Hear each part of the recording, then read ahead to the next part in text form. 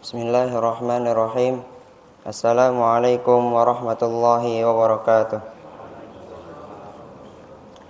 Innal hamdalillah nahmaduhu wa nasta'inuhu wa nastaghfiruh wa na'udzu billahi min shururi anfusina wa min sayyiati a'malina may yahdihillahu fala mudhillalah wa may yudlil fala hadiyalah.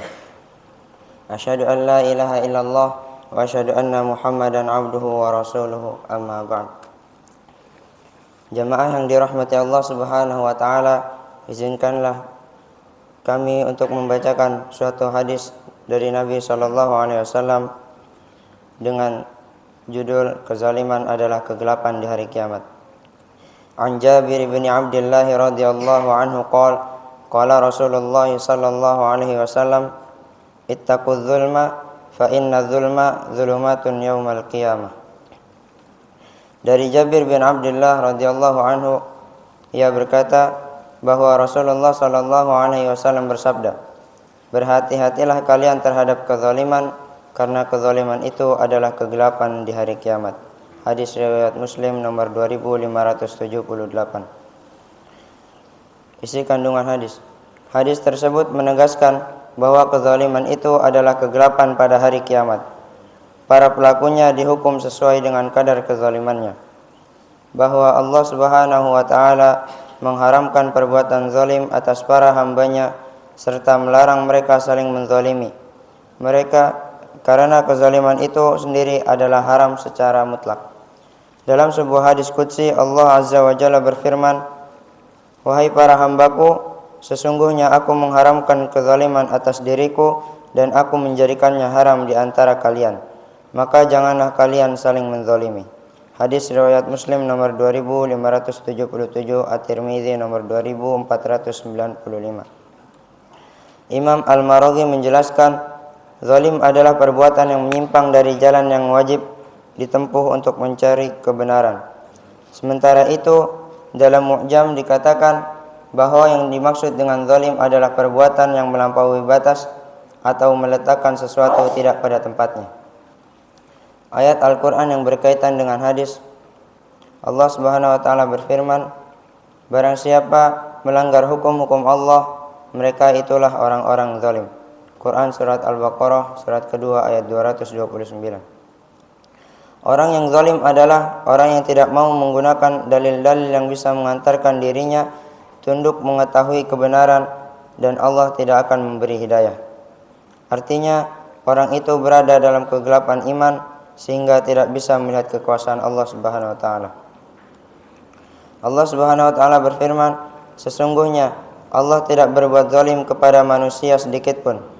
Akan tetapi manusia itulah yang berbuat zalim kepada diri mereka sendiri. Quran surat Yunus ayat 44. Rasulullah Muhammad sallallahu alaihi wasallam sangat menentang segala bentuk kezaliman, dan karenanya beliau senantiasa memperingatkan umatnya tentang balasan Allah terhadap orang-orang yang berbuat zalim.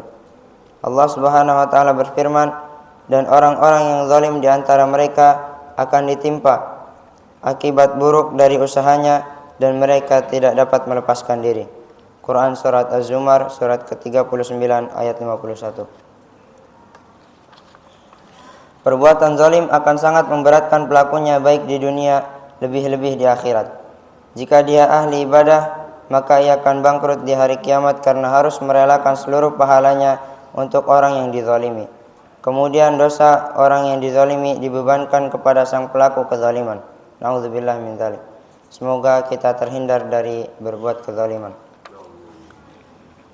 Para jamaah yang dimuliakan Allah Subhanahu wa taala, sebelum kita tutup, marilah kita bermunajat kepada Allah Subhanahu wa taala. Bismillahirrahmanirrahim. Alhamdulillahi rabbil alamin, hamdan yuwafi ni'amahu wa yukafi'u mazidah.